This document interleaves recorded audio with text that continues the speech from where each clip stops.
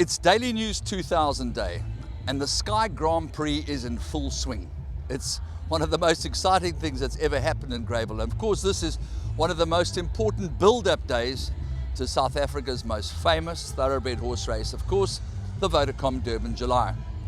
But before we take a look at the best 3-year-old fillies and the best 3-year-old colts, bar one or two, I exclude Black Arthur, who will be galloping today. I exclude Abashiri, the Triple Crown winner, and I exclude Marinaresco. There may be one or two other horses that have snuck under the radar, but we'll find out who they are in due course. The best fillies, undoubtedly in the country, are participating in this race, bar the very special filly called Silver Mountain, who isn't quite herself at the moment.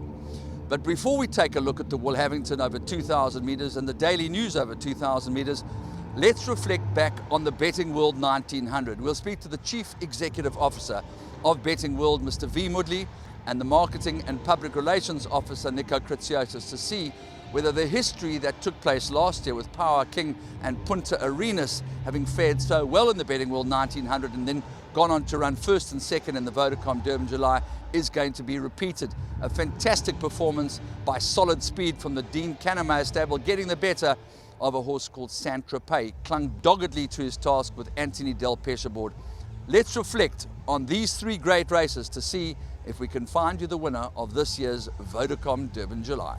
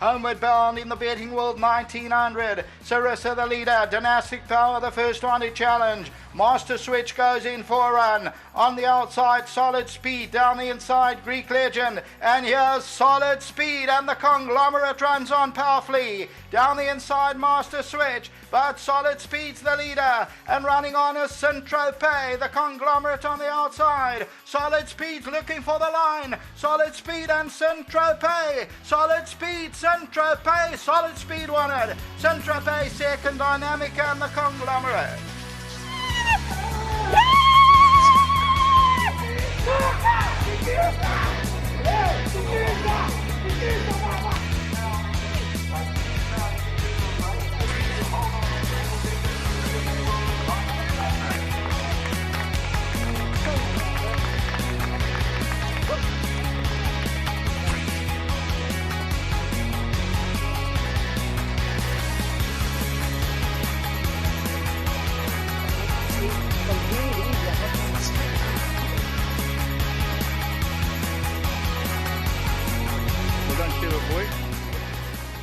Well, Nico, as a former KwaZulu-Natal boy, I'm sure this racecourse is very dear to your heart, and of course it's always thrown out very, very good horses, particularly good mileage for Betting World this time last year when Power King was a narrow second, but this year it's as solid as the Rock of Gibraltar. Of course it is, and it's proven time and time again that, in fact, it's actually become stronger over the years, Andrew. Last year's race was perfect from a Betting World point of view because the second horse and third horse ended up being the exacta in the Vodacom Durban July. And I think you can take a lot out of this year's result again. Solid Speed, granted, was just a narrow winner here, and Saint-Tropez was absolutely flying at the finish, and Dynamic was really running on behind that, and even the Conglomerate, if he gets in, you've got to fancy those four would have to have their big chances in the July this year. I think from today's race, the top two should confirm the form again. I'm expecting more improvement from the second horse, Saint-Tropez. There's something about horses running second and third in this race, Andrew, over the past few years. They actually seem to make more improvement. If you look at Saint-Tropez, it was his first start since a long rest. Joey Ramsden was quite soft, he's a big horse. I'm expecting lots of improvement. In my pre-race interview, I tipped Saint-Tropez because on speaking to Anton Marcus, I said, Anton, if Legal Eagle doesn't run, what would be your amount? And he was leaning towards Saint-Tropez. So I was quietly surprised, but happy though, because I like Saint-Tropez. I still want to see more of the 3-year-olds. So from the older horses, I think Saint-Tropez is a runner. And also Mac Delago. He had a good run in the Champions Challenge. These horses will be around between a 102 and a 107. If Legal Eagle doesn't run, they'll be coming in with 55 and 56 kilograms, and your 3-year-olds will be carrying in the same range as well. So all of a sudden it becomes a very exciting race. We need to know if Legal Eagle is running and the weights come out. Because if he runs, then all of a sudden your 3-year-olds are big runners because they now carry 53. Well, on that subject, then you have to say that French Navy will be the top weight. Correct. So I'm using French Navy as the guide. Off his 115, he's a 60 kilogram horse. If that happens, Abesheri is a net 113. So when the handicap is weight, Abesheri, a 115 minus a 113 is 1 kilogram. Abesheri should be carrying 59.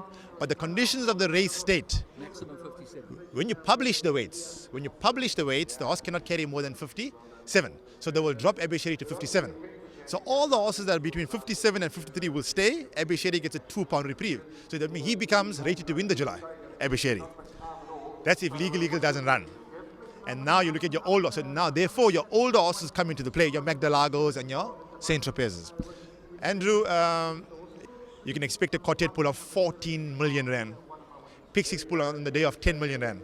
So I'm already working on my quartet. I've got my roving banker for now. It's Saint-Tropez. I'm looking for one more from the 3-year-old crowd. When you look at Abesheri's performance, when he won the Betting World Counting Guineas, I saw him in the parading. He looked supremely fit. You were next to me. I've never seen a horse as fit as he is. He duly came and won. He's a 117, but that rating achieved was up to 1800. Please listen to what I'm saying now. So his 117 was achieved up to 1800. The Derby win, he ran way below his rating. So now all of a sudden there's a curveball. Is he a 1117 over 22 or is it 1117 over 1800? That's a question I pose to you. Did you have a particular fancy? And if you did have a fancy, can he follow up in the Vodacom Durban July? I fancied a couple of horses, including the winner, Solid Speed. I didn't think Saint-Tropez would run as well as he did today, but I did like Dynamic, and I thought Dynamic was really doing his best work, and I think he'll relish the extra ground. So I think, for me, of the horses, I know that V sort of leaning towards Saint-Tropez. For me, Dynamic was the one running on best of all, but I see that from a commentator's eye. V just saw the first two flash past.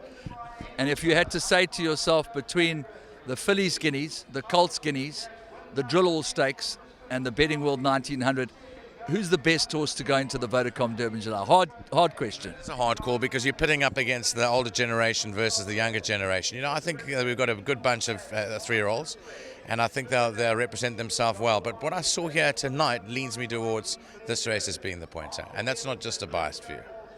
Graeme, the scary thing is it feels like just 10 minutes ago that we were talking about the Cannon Guineas and, of course, the proceeds of the day, which was exactly 4 weeks ago. And lo and behold, we've got the same winner of the Fillies contest, a scintillating performance by Bella Bella, but also an extremely courageous performance by Rabada, beating another Grade 1 winner from the Investec Derby. Yes, both races turned out to be spectacular events for different reasons, perhaps. Bella Bella, she just quickened off a reasonable pace and just mowed them down to win really well. And she stamped herself as a filly of real quality. Bearing in mind she ran third in the Paddock Stakes as a 3-year-old against Smart Call. That was a very solid performance in the Paddock Stakes and a sign of things to come. We saw in the Daisy Fillies Guineas, she won effortlessly despite some traffic problems. And today again she was quite far back, and Negra Mara was sticking to her task in front, and she's no slouch either. And it was lovely to see those two greys out in front, but when Anthony pressed the button, Bella Bella responded. It was a very, very good win. As far as the Daily News is concerned, that turned out to be a tactical race of note. The pace was muddling, to say the least.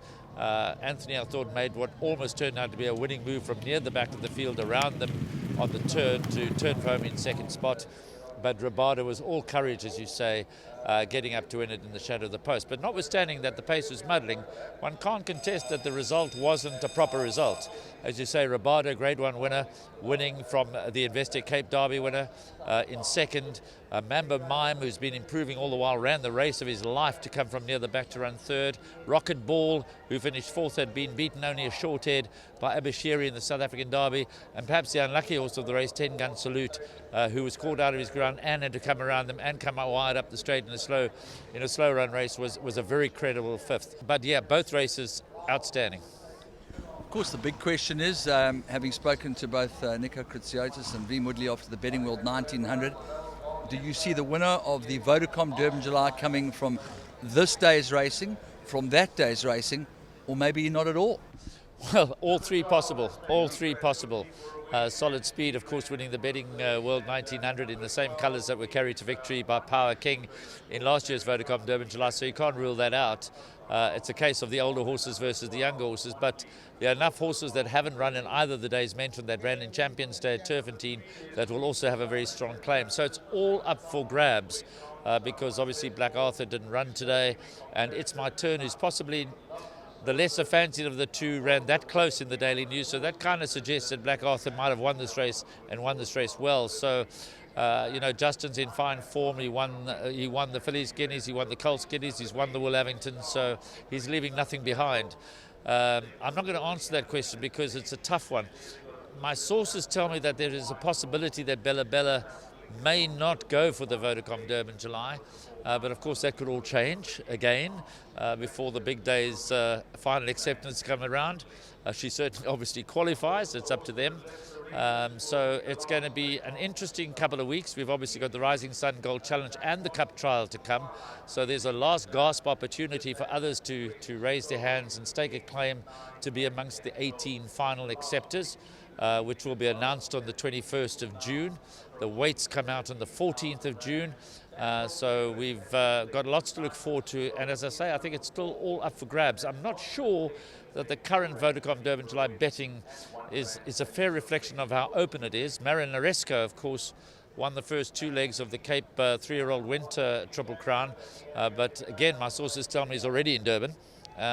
So he's another that we've got to keep an eye on. And if you think about It's My Turn winning the Cape Derby from Brazuca, Marinaresco, Black Arthur, it's, the form is all there.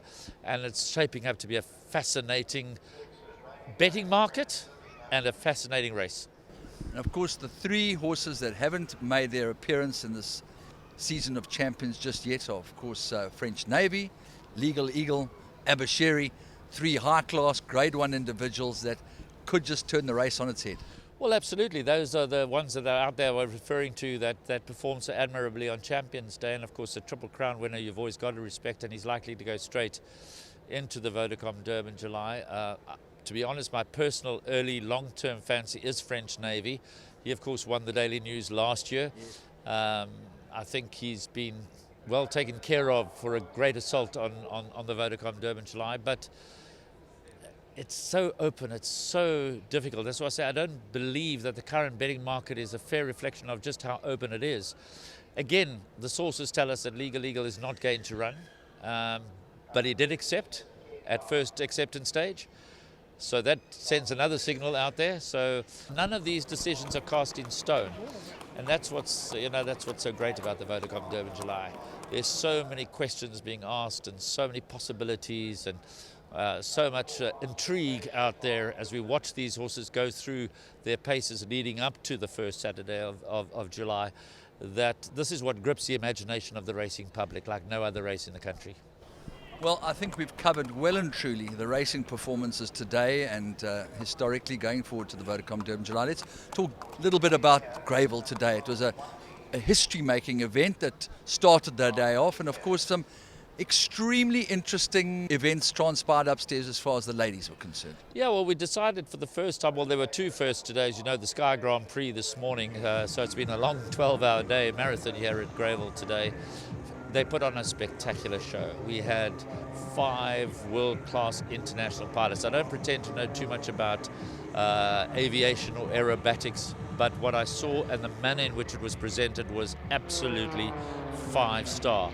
The other first today that would not have been in the public eye was the introduction of the bird cage. We've turned Daily News 2000 race meeting into a ladies' day. We've got 350 beautifully dressed ladies upstairs with a bit of an expo of the various ladies' products. So there's a bit of bartering and a bit, probably more money going into there than in the tote in the room. But you know what?